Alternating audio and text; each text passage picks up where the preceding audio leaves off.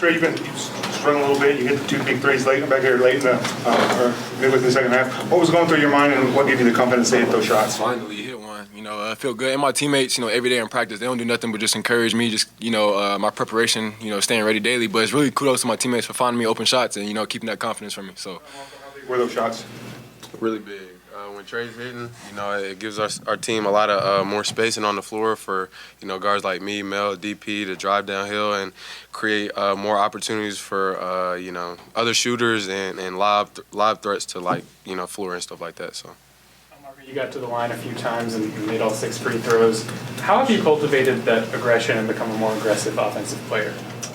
Just understanding the offense more, understanding when to be aggressive, when to move the ball, stuff like that. Yeah, I just basically say that. Both of you guys, what will you take away from this win in general? You start out really strong and then kind of cruise the rest of the way.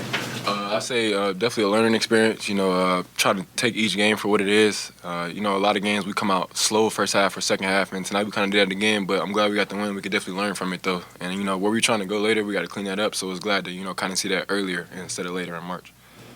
Elmarko, once again, Peterson went nuts early. 13 points the first 5 minutes, over 20. What did you think of his first half play, and what did you think when he had to sit out again?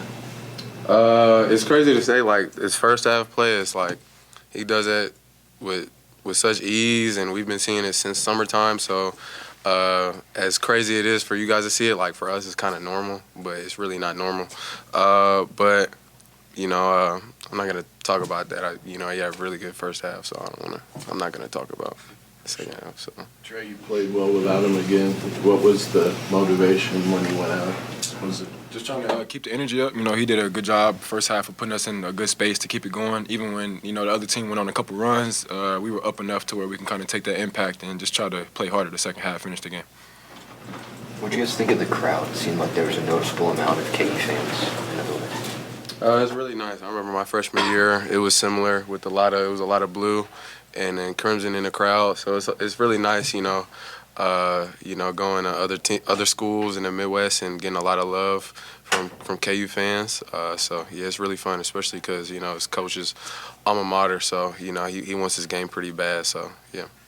What was Coach's message? Because it was kind of a strange game. You led by 23, and then it dipped. Just stay aggressive. We're preparing for, March, obviously, and then, it's a really tight league race, so we got to understand that, we got to finish games out. We got to be better at that, finishing games out, and understanding time, momentum, and score, just being a smarter, more mature basketball team.